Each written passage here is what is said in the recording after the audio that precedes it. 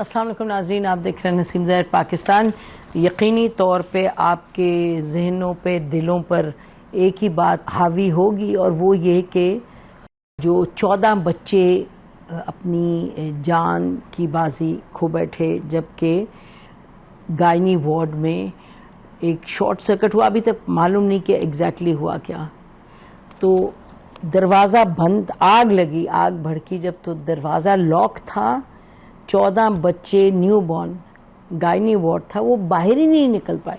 Doctors بھی موجود نہیں تھے، شاید ایک ڈاکٹر کہہ رہے تھا، سیکیورٹی کے معاملات بھی گڑبڑ تھے، بیک اپ آکسیجن نہیں تھا۔ یعنی کہ بہت سے ہمارے کولیگز ہیں جو گئے ہیں، جا کے دیکھا ہے انہوں نے۔ سچ تو یہ ہے کہ یہاں بیٹھ کے کچھ سمجھ نہیں آتی کہ کہیں کیا۔ کیوں سمجھ نہیں آتی؟ اس لیے سمجھ نہیں آتی کیونکہ یہ اتنی بڑی ٹریجڈی ہے، لیکن یہ غیر متوقع نہیں ہے۔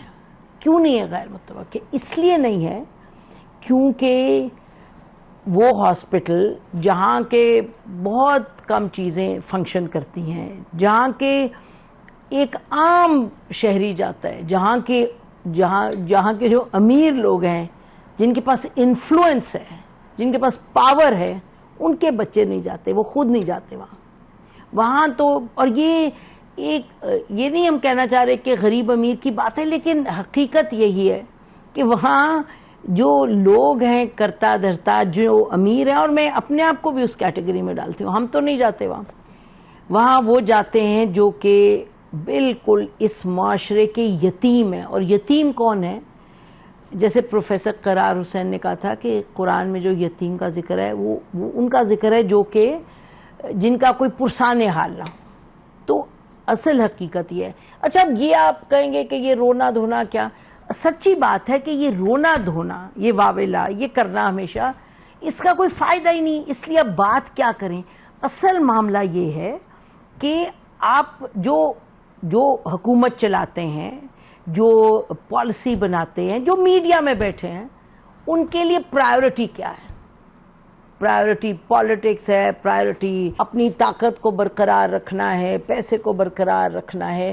تو جو عام شہری ہے، جو دا ویلیو آف لائف، وہ جو آئین میں آرٹیکل 1 سے 20 تک ہے کہ رائٹس آف سٹیزنز، اس پر تو بہت کم توجہ ہے۔ یہ ہم نہیں کہہ رہے کہ پیمز میں قابل ڈاکٹر نہیں ہے، پیمز میں آپ اگر دیکھیں کہ قابل سے قابل ڈاکٹر آج جو پرائیویٹ ہاسپٹلز ہیں، انہوں نے پیمز سے شروع کیا، لیکن پیمز میں کوئی سسٹم ہی کام نہیں کرتا۔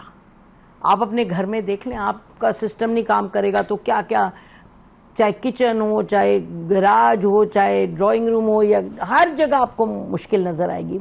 تو یہ پیمز ایک ہاسپٹل ہے جو جس چیز کی نشاندہی کر رہا ہے، وہ جو ہم نے دیکھا سی ڈی اے نے شروع میں جو اپنی آبزرویشنز دی کہ جی فائر جو کا بیک اپ سسٹم تھا وہ تو کام ہی نہیں کر رہا تھا، اپ ٹو سٹینڈرڈ نہیں تھا، ایمرجنسی ایگزٹ جو تھی وہ بند تھی، اور وہ لوگوں کے لیے نکلنا مشکل تھا۔ سیکیورٹی سٹاف جو ہاسپٹل کے تھے، انہوں نے لوگوں کو آنے کی بجائے اور مداخلت پیدا کی، اور ان کا کراؤڈ مینجمنٹ وغیرہ۔ تو کہنے کا مقصد یہ کہ اب اس پر بات ہم کر رہے ہیں، آج بھی کریں گے، کل بھی کریں گے، پرسوں، پھر ختم۔ تو ہماری کولیگ ہیں، وہ بات کر رہی تھی کہ جی اس پہ ہم کریں گے، کچھ کریں گے، وہ اپنا کرتی ہیں پروگرام نیٹ پہ۔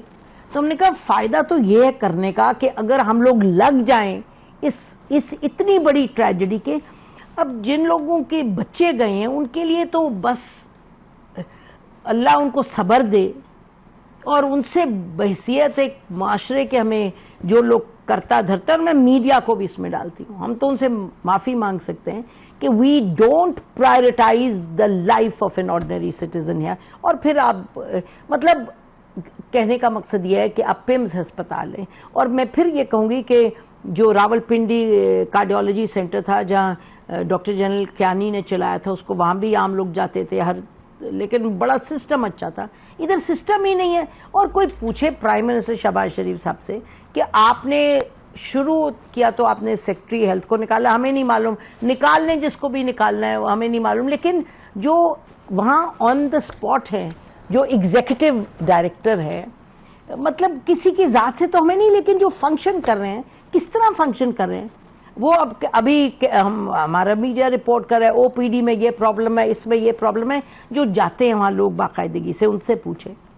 ہماری بہن جاتی ہے اور نہ ڈیلی بیسز وہ جاتی ہے, وہ کہتی ہے ہر طرف رونا دھونا ہوتا ہے, ہر طرف رونا دھونا ہے, کیونکہ لوگ بے آس بیٹھے ہیں, بے آسرا بیٹھے ہیں, آس لگائے بیٹھیں گے کوئی کچھ کرے گا. تو بس اب یہی کہہ سکتے ہیں کہ ابھی پرائم منسٹر نے وہ سیکرٹری ہیں, فارمر سیکرٹری شاہد خان صاحب, وہ ہمیشہ رپورٹس وغیرہ کو لیڈ کرتے ہیں, اس طرح کی انکوائری رپورٹس, وہ انکوائری رپورٹ بنائیں گے, وہ دے دیں گے.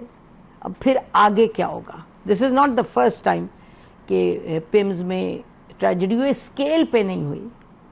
تو اب اصل بات یہ ہے کہ ہماری بات میں وزن جبھی ہو, ہمارے جو احساس جو ہے وہ اس میں اصل میں کھری بات جبھی ہو, اس میں سچ جبھی ہو, اگر اس چیز کو آگے تک لے کے چلیں. اور دیکھیں سب جو میڈیا والے اس وقت, ہم سب جو اس وقت اس کو برا بھلا کہہ رہے ہیں, اس پر پریشان ہیں, اور کبھی ایک منسٹر کبھی دوسرے, تو پھر ان کی پوچھ گچھ جاری رکھیں.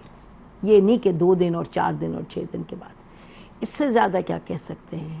بڑی دعا ہے ان کے لیے جن کے بچے ان سے جدا ہوئے ہیں.